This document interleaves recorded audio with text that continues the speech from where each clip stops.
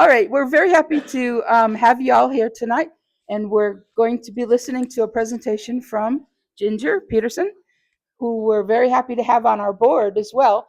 And speaking of the board, would the board members stand up, please, so that everybody can see our board members? There's Steve Anton, yep, and Chada Shelley, and John Shelley, and Linda Boone, and Bob Taylor. And back at the back of the bus, we have Sheila Taylor, Russo Taylor, my bad, and Janet Naughton. And my name is Barbara Reedy, in case that makes a difference.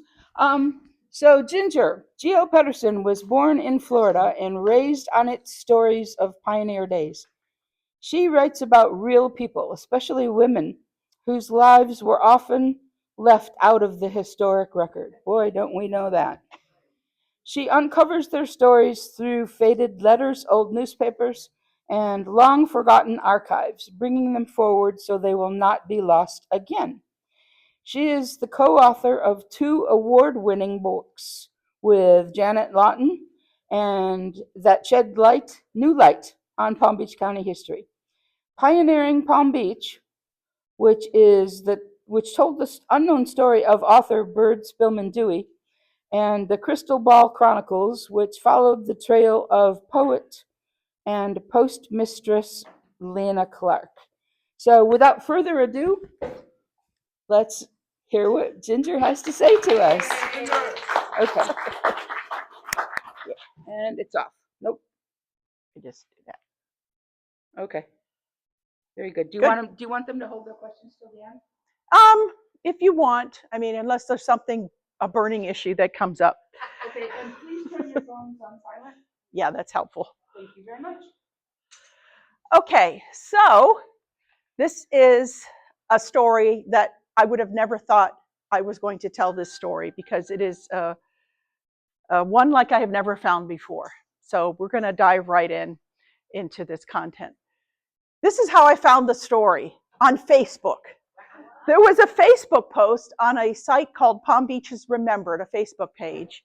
And this man, Mike Welburn, wrote about this woman, Mabel Elliott, and said she was an amazing woman. She lived in their cottage in West Palm Beach, and that she had saved his father's life in Japan, and that she was one of the most amazing people he had ever met. And I looked and I was like, I've never heard of her or anything. And this was back in 2018.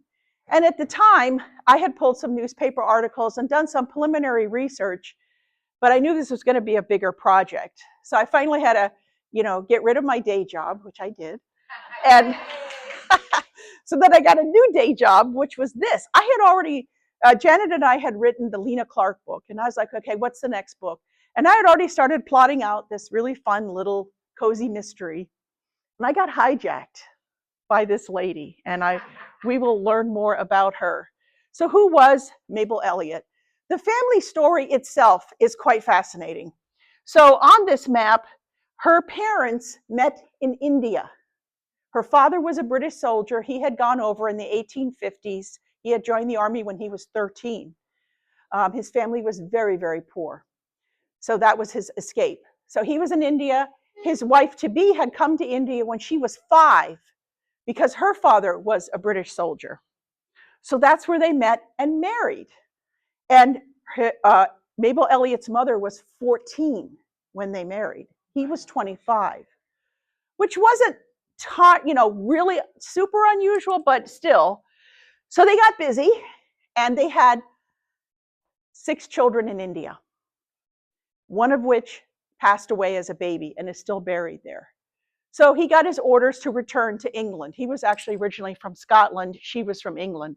So in 1875, they sailed back to England with those then 5 kids, because one had been lost. And they settled in England, and he ran a tramway, kind of like an early bus service. Then they got busy again, and they had 5 more children, one of which passed away again as a baby, but one of which was born in 1881. And I will say it, this is kind of a funny story. It happened in St. Augustine. So I was at this hotel with Janet, and with this lady with this heavy British accent. I was like, oh my God, I'm here. This lady, Mabel Elliott, she she's actually born in England, but she came to St. Augustine when she was 2. And I said, she was born in Tottenham. And the lady looked at me. I said, you know, it's a suburb of London. And she says, oh, Tottenham. And I said, is that how you say it? I said, yeah, that kind of makes sense. So she was born in Tottenham. I have to say it right. So the Elliots wanted what they had a little bit in India. They wanted warmer weather, and they wanted a land of opportunity. So that meant America. So they sailed now with their 9 children, and she was expecting, to New York and then on to Florida. And it came to Florida, and they settled in San Mateo, which was a little farming community, didn't have good schools, so they moved to St. Augustine. And they had 3 more children in St. Augustine. So they were busy people. Sadly, though, in St. Augustine, they lost their 19-year-old daughter, Sarah. And I don't know of what, but I'm assuming it was, the only mention in the paper was that she was critically ill. So Father Elliot, as you imagine, has to have a lot of jobs. Well, he ran a restaurant and a boarding house in St. Augustine, but he heard through the grapevine of a new area opening up down south. And he was hired by Henry Flagler for a very important job. Somebody had to feed all the railroad builders that were building the railroad from Titusville to West Palm Beach, and also building his Hotel Royal Poinciana. And he hired her father to do that. So he came in 1893 to West Palm Beach. This is, as far as I know, the oldest picture that exists of West Palm Beach. Nothing on that picture exists today. Most of it actually burned down in 1896 in 2 separate fires. But see if I can get the, oh yeah, there it is. So this was the Elliott house here. This was a 2-story house. By then, not all the children, the oldest daughter married and moved to Albany, New York, but he came here with 10 kids. So he had the largest family in town, no doubt about it. The daughter Mabel was 13 when she came. I doubt she was very happy about coming here. She was in the very first school class that was ever held in West Palm Beach. And her teacher was Daisy Butler Lyman. So it's like a lot of it. So her father, in 1894, chaired the committee that formed the town of West Palm Beach. And he ran for mayor, and he lost by 2 votes. And he would have been West Palm Beach's first mayor, but that wasn't to happen. So one of the problems in early West Palm Beach was there was no high school. And the Elliots were really into education for sons and daughters alike. So Joseph Elliot, once again, he takes off for Mexico to Veracruz, and he runs a hotel and warehouse in Veracruz with one of his older sons. Elizabeth, his wife, takes the younger children off to sit back to St. Augustine so they can go to high school, but not Mabel. She had a different plan in mind. And I wish there was, if I could ask her one question, it would be, why did you become a doctor? I mean, that was a radical choice for a woman at that time. It's not like today, you know, let's say a younger relative says, oh, I'm going to be a doctor. You're like, oh, great, you know, oh, I hope you have all the success. You wouldn't think a thing of it. At that time, it was a big deal. So she goes to Albany, New York, and she lives with her oldest sister, and she attends the St. Agnes School, which was a girls' high school, to help her, you know, get a greater chance of being accepted to medical school, because most medical schools just simply didn't even accept women. And her oldest sister, seeing what she was learning and studying, you know, kind of the anatomy and biology and chemistry, she says, why can't I be a doctor too? So the 2 sisters team up and they start applying to med schools, and they finally get accepted to Rush Medical College in Chicago, which was just had started accepting women. They were in the first class in 1901 that accepted women. So that was, I mean, the place still exists. It's very well known. And so they went to Chicago. They both graduated in 1904, and this is the earliest picture I was able to find of the 2 sisters. These are their graduation photos from medical school, and they were sent to us by now Rush Medical University. They didn't know they were sisters because they had the different last names, and somehow the records, you know, from that long ago didn't specify that the 2 were sisters. So both sisters graduate. Her older sister stays in Chicago and opens a practice. They had no residency then. You just went into practice. You're done. 4 years. You went high school, doctor, 4 years, you're done. So they were very different times. But Dr. Elliott, now the Dr. Elliott, went somewhere else. She went to Michigan, first to Coloma and Benton Harbor. They're two small towns in southwest Michigan. And this is her here. And this is her 4-year older sister, Beatrice. And they end up being lifetime, in a sense, companions and friends. They lived on and off together their whole lives. Neither sister ever married. But they kind of teamed up and supported each other all over the world, as we will see. So life in Benton Harbor was okay, but it really wasn't what she wanted to do. She had bigger dreams. You know, her family had such a life of international service, and she had to figure out, how can I help? So an important thing happened. In 1914, we have the outbreak of World War I. And she cannot volunteer because the Army does not accept women doctors. So a group of American women had formed this organization called American Women's Hospitals.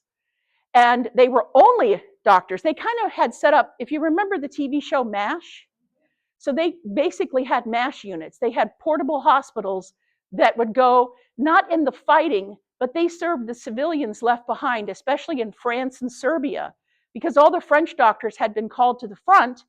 Just ordinary elderly people and women and children had very little medical care. And so they filled that gap. So Elliott and her sister volunteered. They also volunteered with the Red Cross.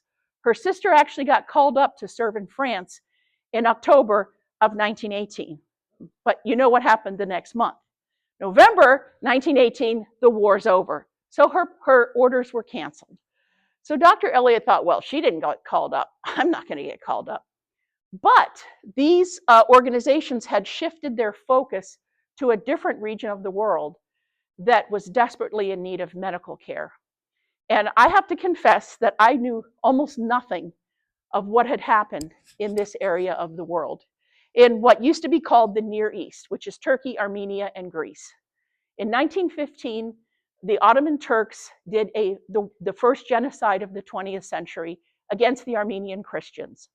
And I don't want to necessarily frame this as Muslim versus Christian, but it's factually what happened. 1.5 million Armenians were killed, massacred.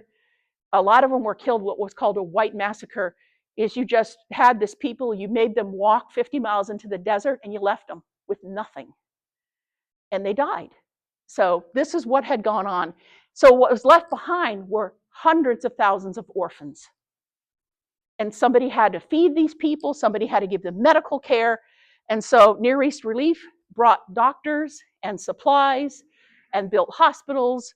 American Women's Hospital provided doctors, and the American Red Cross provided nurses and medical supplies. So they teamed up together, and this is where it gets a little complicated. So Dr. Elliott's salary was paid by Near East Relief, but she technically worked for American Women's Hospitals. Sometimes it's not good to have two bosses. So this is her 1918 passport picture right here. And this is a picture that kind of reoccurs, like she's the only woman in the all-guy picture. That happens quite a few times. And she's sitting here, I think, looking a little nervous, but she had finally got to put on a uniform like her father always had. So this particular one, February 1919, 250 workers went overseas on one ship. 250 workers for Near East Relief. With them, they brought hospitals and x-ray machines and everything that you need to care for these people, food, everything. So these are all of her duty stations in the Near East.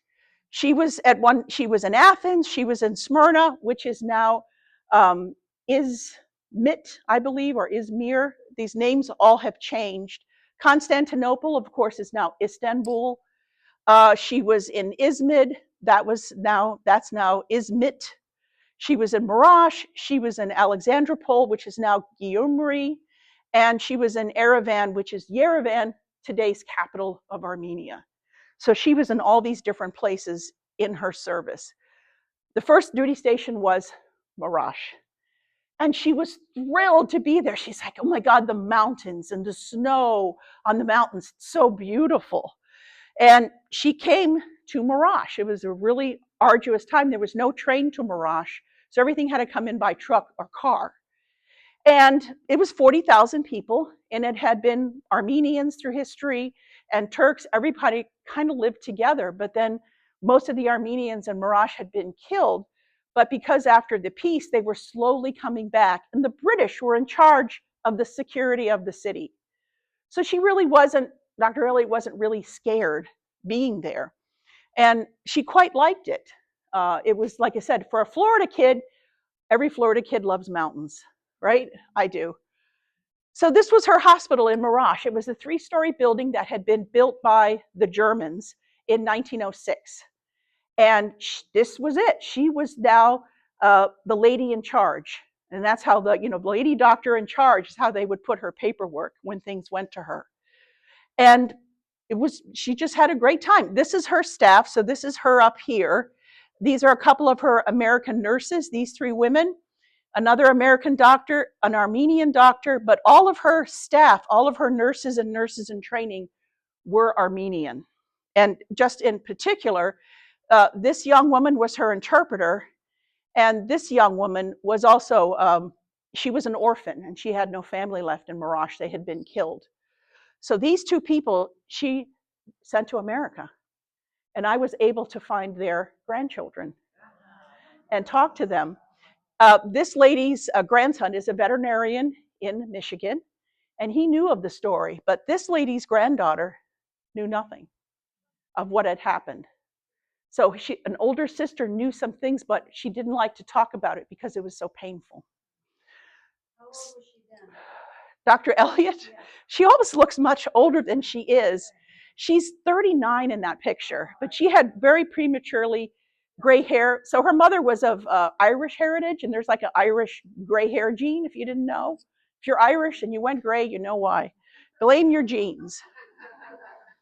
So, yeah, and so the British had left, and the French had taken over security of the city, and they were not getting along with the Turks.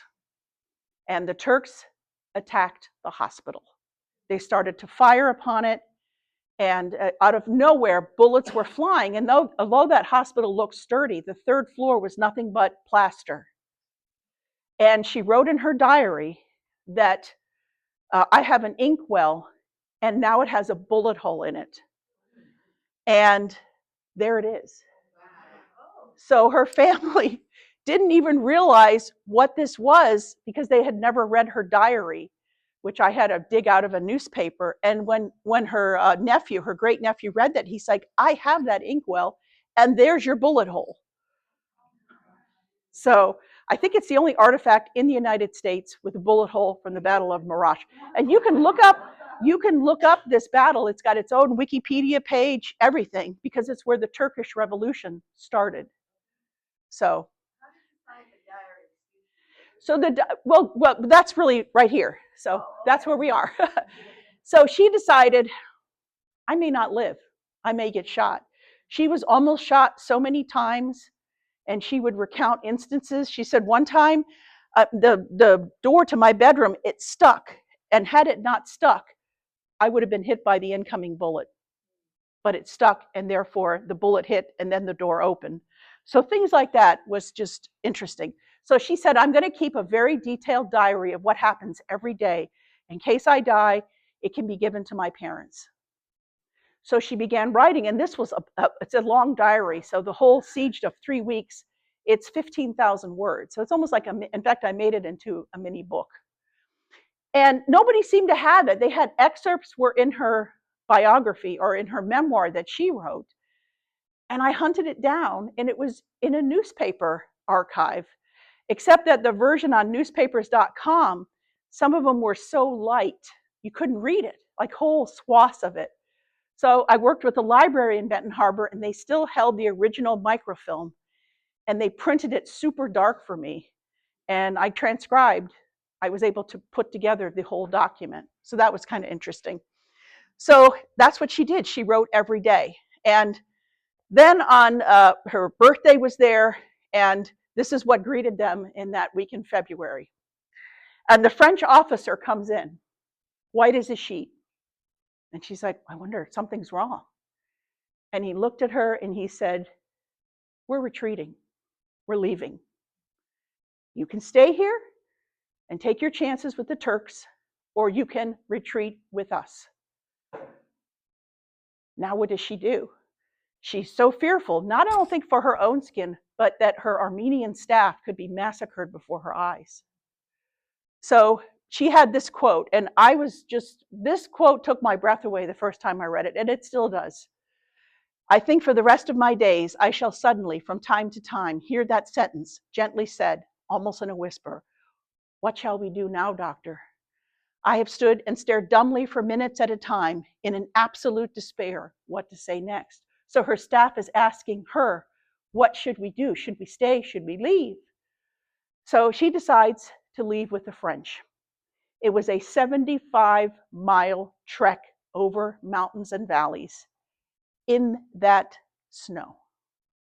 So the refugees packed up, and they were not prepared for the cold. The Armenians, the news spread like wildfire, and they began to leave. Rags wrapped around their feet, how many shawls, what they could carry, what they could put on donkeys. She put her nurses in a wagon, and as many of her staff members as she could find in wagons. But she said, I'm going to walk. I want to see if I can do it.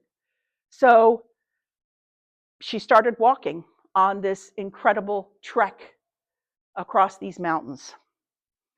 And this is the way in which Armenian women traditionally carried their small children. And she would walk by the women and their little feet would be sticking out. And she would tuck the blanket and try to keep them warm. And then she feels one baby and it's dead. She knows it's frozen. So she has to tell the mother, drop it, finish. She saw 50 like that. And, people were dropping in the snow and they just, I'm just going to sleep a little while. And she knew they would never get up. The French soldiers carried her across the small streams so she wouldn't get her boots soaking wet. But by the third day, another blizzard hit, and it was Friday the 13th. And nightfall was there, the moon was out, and the French came up to her and said, we don't know where we are. We are lost. We're thinking about camping here. And she said, you have no food, you have no water. And as they're talking and kind of milling around, they hear something. You know what it is? It's the train. And they heard it, what they had been looking for. And so they went towards that sound as quickly as they could. And they get to this small village, and there is train and telegraph there, and they telegraph out that we're safe. Her family had no idea. They knew these people were in trouble in Marash. And I'm guessing her family thought she was gone. But she was able to send a telegram or a cablegram to her family that they were okay. And her nurses made it out, her staff made it out, her American nurses. So there was the three of them and the two Armenian women. She put them on ships, and then they couldn't get a sailing until May, and this is February. So they're like, well, we might as well make the best of it. So they toured the Holy Land and Cairo, and then they went on to Europe, looked at the battlefields in France. She went to England and London, where she did her first interviews about what had happened to her in Marash. So she comes, they sail back to New York, and she takes the train back to West Palm Beach to be with her family.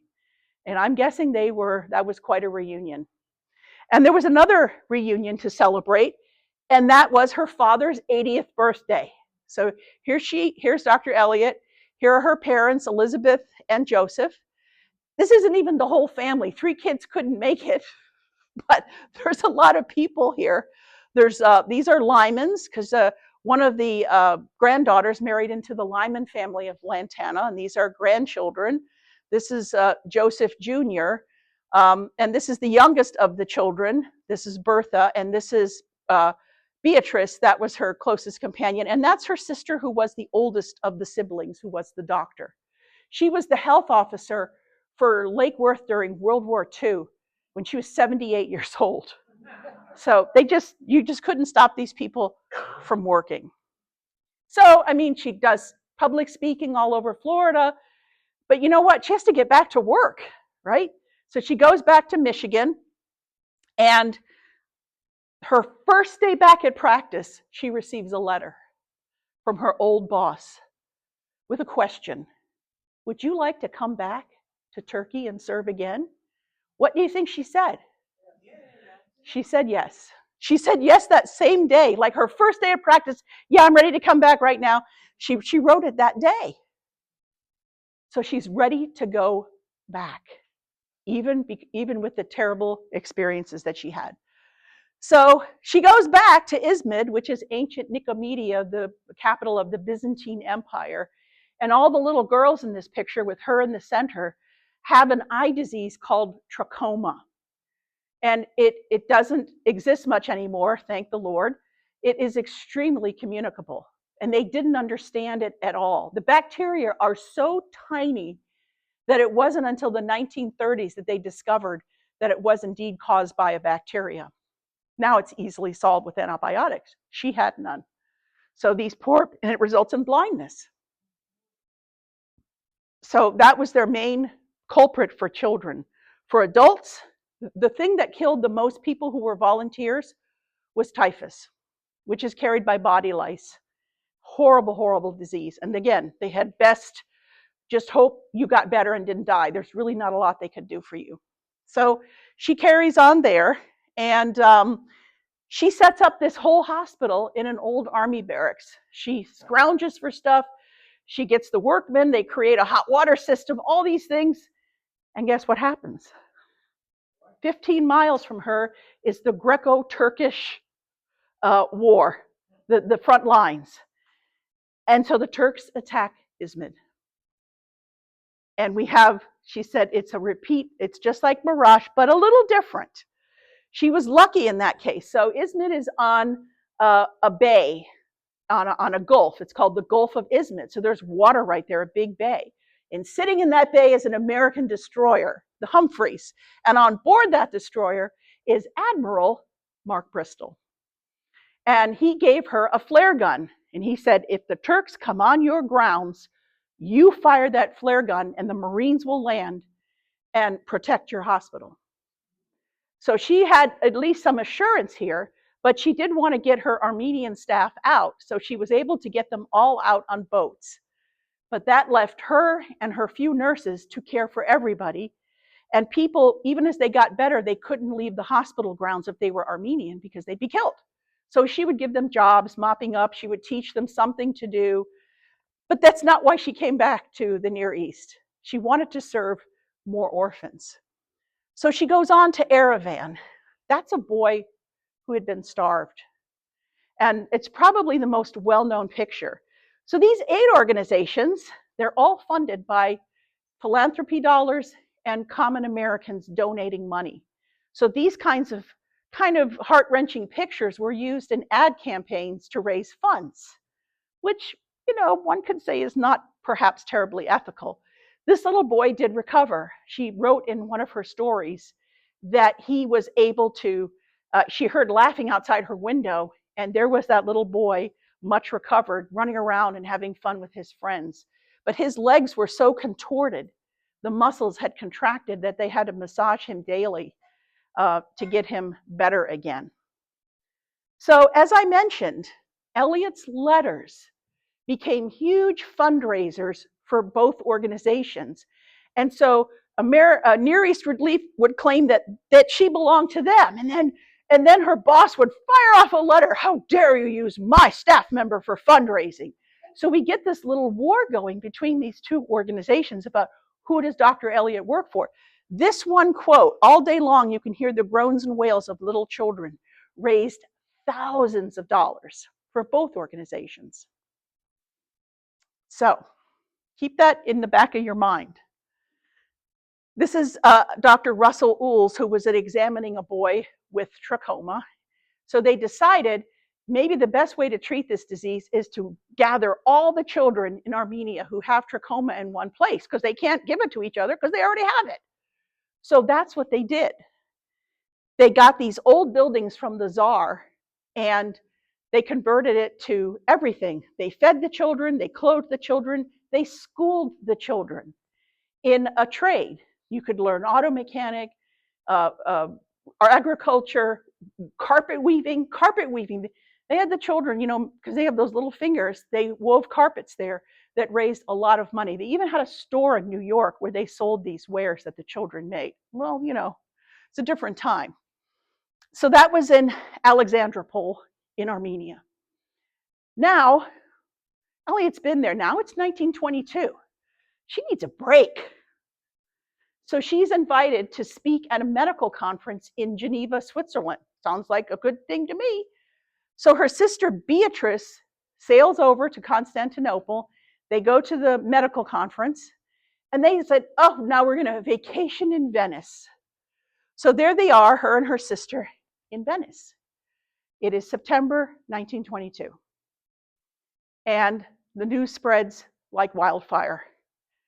Smyrna is on fire. The entire city of Smyrna, which is today Izmit, which is a resort town. Last year there was an article in the New York Times and they had like this glamour 36 hours in Izmit. Like it was this, oh, get your seafood, see the sights, not one mention of what had happened there. Oh my God, you should have seen the comments, including mine, like, hey, did you forget it burned? Because at this time it still belonged to Greece. It no longer does. It now belongs to Turkey.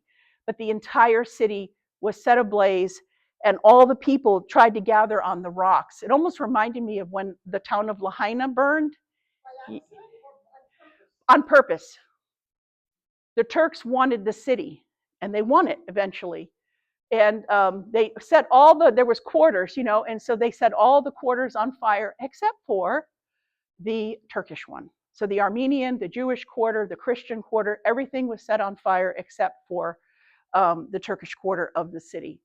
So this left hundreds of thousands of people homeless. So within 4 hours, Dr. Elliot abandoned her vacation and the two sisters made their way back to Greece. And so now her poor sister Beatrice, she's going to really see how her sister has to cope with things. So they go back, and that's Dr. Elliot examining a child here with another aid worker. And you can see all of these, there's all women, because all the men, if they saw any Armenian men on the street, they took them by force and automatically conscripted them into the Turkish army. So now all these women had no husbands, and all the children had no fathers. So it's just an incredibly sad thing.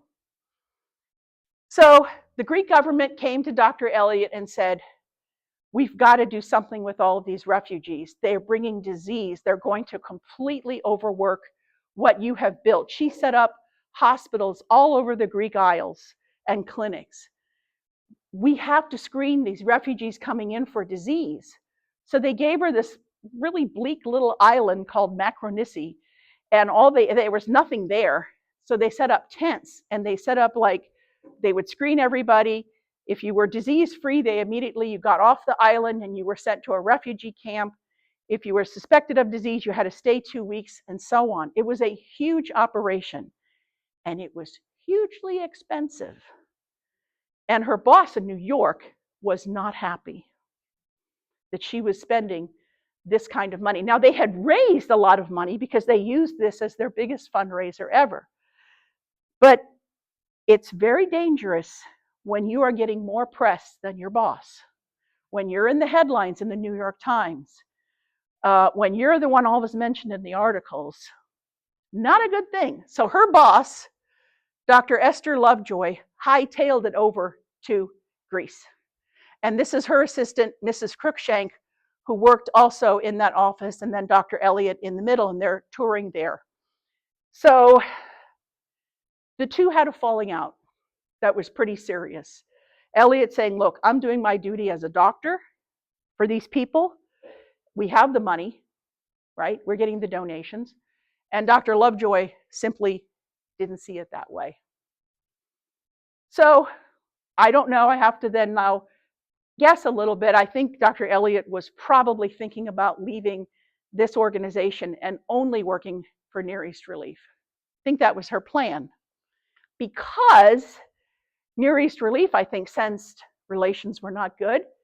So they came to Dr. Eliot with an idea. Why don't you take that diary you wrote in Mirage, add all of your other stories, and write a memoir? Seems reasonable, except that she probably said, damn it, I'm a doctor, not a writer, you know? And so they sent her someone, as we will see. She was also awarded 3 medals. She was the first woman ever awarded the Greek War Cross. That was for her work in saving the refugees. She was awarded the gold and silver crosses of St. George for helping Greek soldiers who had fallen in Izmit and in other places. So she had to operate because they had no doctor. And she also operated on Turkish soldiers. I mean, she was a doctor. She didn't say, oh, you're Turkish, I'm not going to help you. It's not what she did. So her book. So NER, Near East Relief, sent her a writer. Now, when I read her book the first time, I was like, gosh, it's written in such a different style. Some chapters, I mean, I saw her stuff there because I had read the Siege Diary. But this back half of the book was this deep history of Armenia that's really, and it's very beautifully written. So through a lot of finagling, the book company was still in business, Revell. After 125 years, 150 years, they're still around. So I wrote to them and they're like, nope, we got nothing. Sorry, book's out of print, go away. They didn't say go away, but somehow I knew that wasn't right. I said, that doesn't make sense. So I found an author who had written the history of the company, and she said, I know who has the contracts. So there it was, contract, and the book was originally, she published it as Beginning Again at Ararat, but it was Children of Ararat originally, her listed as author, and then proprietor is this woman, Rose Wilder Lane. If you know her, I'll be very, very impressed. Rose Wilder Lane.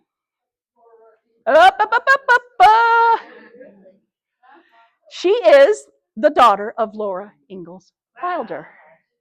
Now I'm like, what in the world is Laura Ingalls Wilder's daughter, who grew up in the backwoods of the backwoods, doing in Athens? It turns out she had been in Europe, and then she was hired by Near East Relief because she was a professional writer. She was the writer in the family. She had been a correspondent in San Francisco for many years. She was in her early 30s here. And she had written books, beautiful books, most of which are in public domain now. And so the two of them worked together on this book. And nobody knew that until I found it. A lot of people follow Rose Wilder Lane and her writings. And in her biography, the author put, well, her Armenia book never amounted to anything and it was lost. But it wasn't lost. It was embedded within Mabel Elliott's book.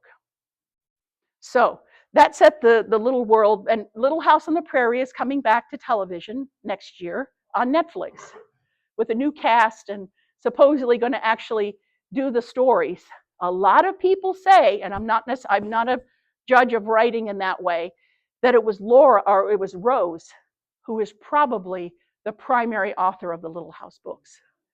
That she took her mother's stories and made them into more literary material. But they worked together on the books, they know that. But that's what a lot of people, now she was a brilliant editor, that was really her best strength, was editing.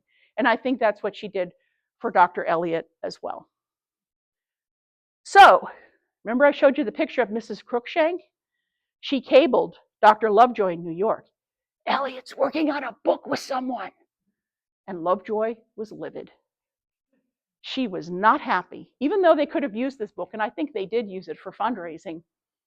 She took an action to the American Women's Hospital Executive Board forbidding Dr. Eliot to publish her memoir. Would you like to know what Dr. Eliot did? My resignation submitted effective immediately when she got the letter instructing her not to publish your book. So she quit. So then she was immediately hired by the organization, the other organization, and all of the nurses quit American Women's Hospitals. And they were hired by the other organization. So now we've got this rat's nest. It's on the front page of the New York Times. You know, everyone's like, what do you mean Dr. Elliott's leaving? Oh my God. So it was quite a controversy of the time. So Elliott goes on a book tour across the eastern half of the United States and the Midwest, and she gives talks about her time there, again, as a fundraiser. So they were selling books. There was usually a small admission to these events, and people could certainly donate. So she raised thousands of dollars through these efforts. But she's like, what do I do now? She tried going back to Michigan. She knew that wasn't going to work. So she started to get calls. She didn't have to look for a job. People looked for her. She was offered the presidency of the Constantinople Medical School. She was offered positions in India and other places.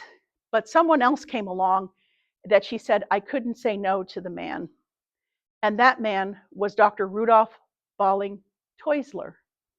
And he had gone to Japan on behalf of the Episcopal Church to build a hospital there in Tokyo. And this is the lovely hospital that he built. So this was now 1925. In 1923, this is how his hospital looked. There had been an earthquake in Japan, the Great Kanto earthquake, almost completely destroyed most of Tokyo. First, the earthquake itself, but the fires is what destroys. And most of the buildings at that time in Tokyo were wood. So that was all that was left of his hospital. But he knew that wouldn't scare someone, and that's Mabel Elliott. So he said, you want to come and be director of public health for school children? She said, I'm coming. So she sailed to Japan, and immediately there was an issue.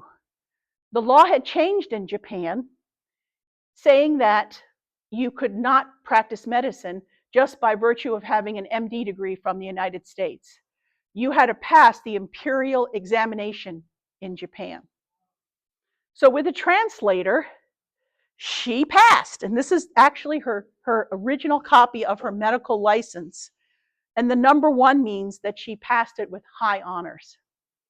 Now, I was very lucky in this quest to get documents like this. I found her great niece living in Hope Sound. And I called her and I said, I found an article that says your great aunt saved all the letters, somebody in the family. She said, yes, my nephew has them.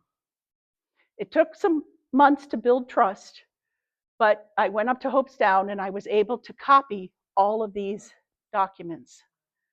And her letters were just, I didn't want them to end. I was so sad when I read the last one because I was like, I want more.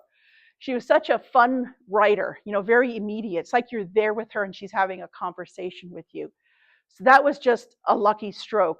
No one had ever seen these before. And a lot of people on the academic side do have mentioned her and her book. So here she is, this time all ladies in the picture. Here she is back here.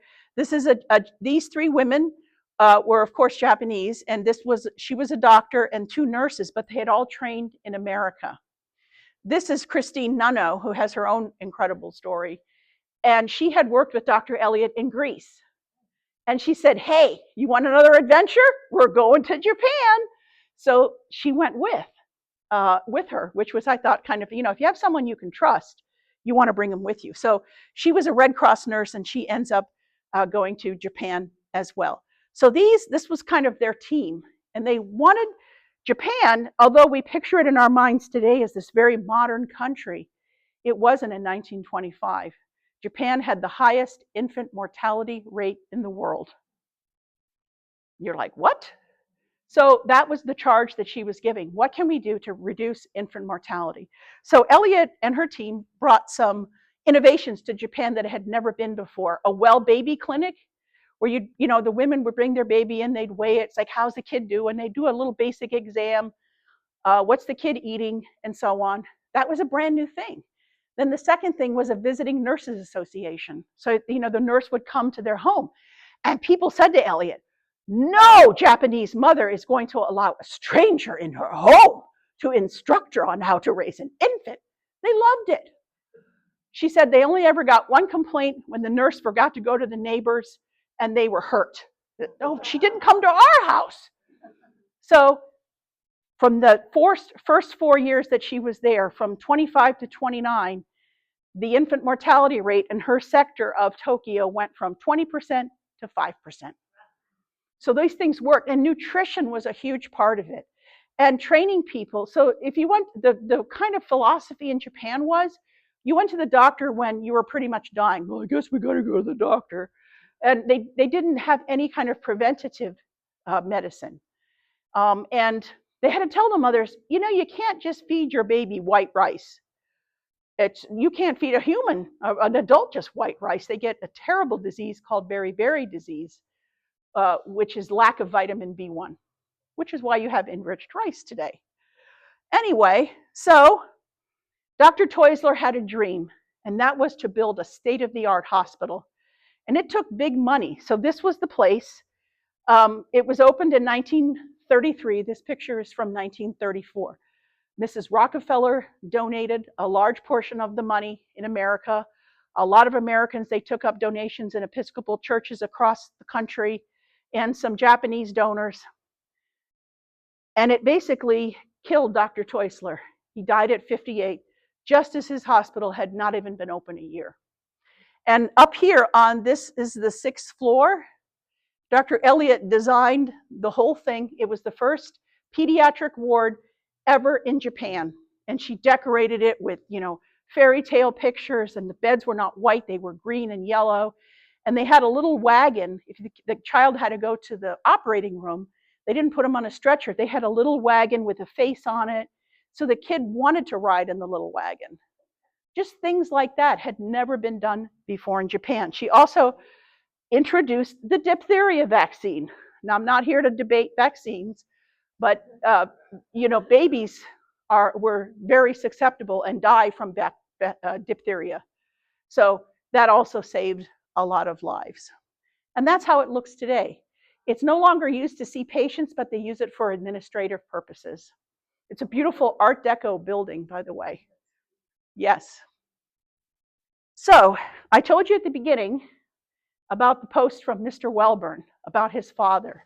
Well, this is the father. This is the little boy that she saved in Japan. And this is his father, John Armistead Welburn, who was the rector of the Episcopal Church. And this is Dr. Elliott over here. So it's his son, Michael Elliott Welburn. So his father was they stayed friends for many years. And when Dr. Elliott, her sister, died, she found her on her birthday. She died on her birthday, her sister, when she was turning 83. So Dr. Elliott was alone. And Mr. Welburn said, this is now the adult Mr. Welburn, why don't you come live in our cottage? We have a mother-in-law's cottage on the property. I want you to come live here. She did. So Mike Welburn had a funny story. He said one day, she was kind of our built-in doctor for little stuff. He said, I had this big thorn in my foot. So she gets him, and he's like, she grabs his foot, and she has pliers, and she starts explaining to him how she's going to do this where it's not going to hurt. And while she's talking, she just pulls it right out. Doesn't warn him. So that was nice to have her around for things like that. This kid, when he grew up, he was in Maryland and stayed in contact with Dr. Elliott. And he's like, well, I finished college and I don't know what I want to do. I'm an engineer. She's like, why don't you come to West Palm Beach? You know what business he went into? Air conditioning in the 1950s. And his partner was John Cassidy, and they are still in business here in West Palm Beach. So so it's kind of interesting. That was a good business to go into in the 1950s. So Dr. Elliott left Tokyo in 1941 because Pearl Harbor was coming. They knew that America and Japan would soon be at war. So the Episcopal Church ordered all the church workers to leave. So she came back to West Palm Beach and she said, I'm going to retire. Well, that didn't last First, she goes to New York during World War II, and she is a physician at the Episcopal Mission examining coming and going missionaries from New York. So that was her war effort. Then she comes back in the 50s, and she kind of retires, but then she doesn't, because almost every year in the 1950s, she goes to penny farms. Has anyone ever heard of penny farms? A couple of people. Okay. So penny farms was started by J.C. Penney, and it was initially a retirement community for clergy. Now it serves more than clergy. So they had a resident physician, but the guy wanted to take a vacation, so she would be the fill-in physician while he was on vacation in the summer. So she would go up there with her sister, and they would live. Her sister also spent 2 years in Japan with Dr. Elliot. So she had really kind of followed her to all her duty stations. But she's like 76 years old there. She looks pretty damn good and fit. What's funny too is her great niece in Hope Sound is an identical twin. And she's like, oh, my great aunt delivered us. I said, your great aunt delivered you? She was in her 70s. She's like, yeah, she delivered my brother too. I'm like, that's really keeping it in the family. But she was just a worker. And in 57, she worked full time because their physician had retired. So she's like, I'll work the whole year. So she moved there for a year. But eventually, she did retire. This is her in the 1960 newsletter at Holy Trinity Church. So she was very active in her church. If you've ever been to Holy Trinity, it's a gorgeous church in West Palm Beach. And of course, every story has to have an end. And this one does too. So the reason I have this shirt on, great life if you don't weaken, this was an expression that she wrote in one of her letters to her sister. And when you think about it, it's a very deep statement. Great life if you don't weaken. The whole full one was, it's a great life if you don't weaken. But it kind of has there. And she has a window in Holy Trinity, a stained glass window that depicts 3 healing miracles from the Bible. And it's her name and 2 other women who were with her in the St. Agnes Guild that she was a member of. So she died at the age of 87 in 1968. So she had a full life. And it was funny because when I went to Hope Sound to speak with her great niece, she kind of, I don't want to say apologized, but she kind of hesitated. She's like, well, you know, my aunt never married or had kids. I said, what? I said, she had thousands of kids, thousands, who would not have lived if it hadn't been for her interventions. So this is another picture that was taken in Paris, and I like that one of her. She reflects, she's looking at us in this picture. What does it all mean? Like, why did I do this? This was a heart-wrenching experience for me to read all these stories. And, you know, one of the quotes that stuck with me was from the American consulate in Smyrna. He said, when I saw the burning of Smyrna, it made me ashamed that I was a member of the human race. And what people can do to other people.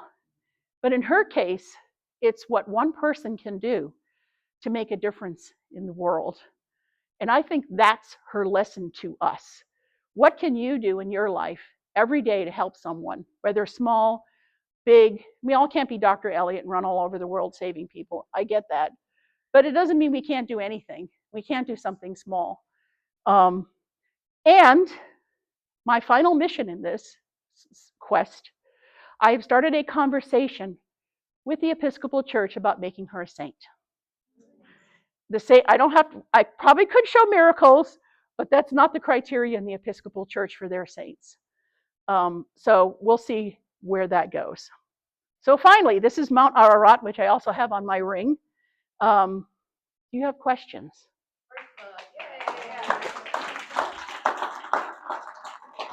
What questions do you have, if any? Yes. Who's next? Well, I could get back to the book I had started, which is The Cozy Mystery in Palm Beach, which will be a fun book. This was hard because I knew I had to write it as a fully cited book because I want it to be used in college classrooms. It's not just because I say so. I have 40 pages of notes and citations So if a student reads it, they can go look at my sources. And I already have one of the people, Armenian scholars who helped me, is in Australia. So we would, it was like when I would write him at 8 at night, it would be like 10 in the morning in Australia. So he's, well, it's a long process. I have to tread lightly, I think, at first. I don't want to frighten people off too much. But he's going to write his dissertation on American humanitarian women. And so she will be there too. So I was able to share my sources with him, which is kind of fun. So An amazing amount of research. this was my life for over a year. I started writing last December, but the research had started, I can tell you the exact date. I had done a little bit in 2018, but the real research started May 29th, 2024. And that's because I had texted Janet that day and I said, hey, I started back on the Elliott research. And she texted me back, well, tomorrow's the deadline. I'm like, deadline for what? She said, the application for the Florida Women's Hall of Fame. Isn't that why you're doing this? I'm like, no, but now I know I have to do that. So I was up at dawn putting together that application in one day. And she wasn't selected because I knew it's like not much of what she did really happened in Florida. But to me, she's a famous Floridian. And she considered herself, I mean, you move here at 2. She didn't really have many, if any, memories of England as a toddler. But, and quite an amazing, so her parents are buried in Woodlawn Cemetery. She was cremated, so there's nothing for me to visit, but I visit her parents and keep their headstone clean. But in Woodlawn Cemetery in West Palm Beach, across from the Norton Art Gallery is Woodlawn. That's where they rest. Both of them are there. In one, they have one shared headstone. But every one of their daughters graduated high school. That is not what happened at that time. Most of them taught before they married, but that's just what they believed in. And so a funny little side note is her brother Joe had a hotel in Lake Worth called the Hotel Florida that was right across the street from the Gulf Stream. It's now where the Family Dollar is. Because it was demolished in 1984 in a very strange way. It was demolished as part of a movie. So they knew they were going to demolish the hotel, and Paul Newman was filming not one of his more memorable pictures called Harry and Son. And so the opening sequences of that are, you see the wrecking ball hitting her brother's hotel. It's really kind of weird, but that's what they did. So other people, like people make cameos in the book, include Charlie Chaplin shows up at one point. Charles Lindbergh shows up at one point. So I do have books available at the back if anybody would like a signed copy. I take cash. I don't take S&H green stamps, but I do take cash and credit cards. That was fun. Great fun. Wonderful. Thank you, Fun, Ginger. but- Very good. Very, very good. Yeah, you can turn Get that a off. book. She'll sign it for you.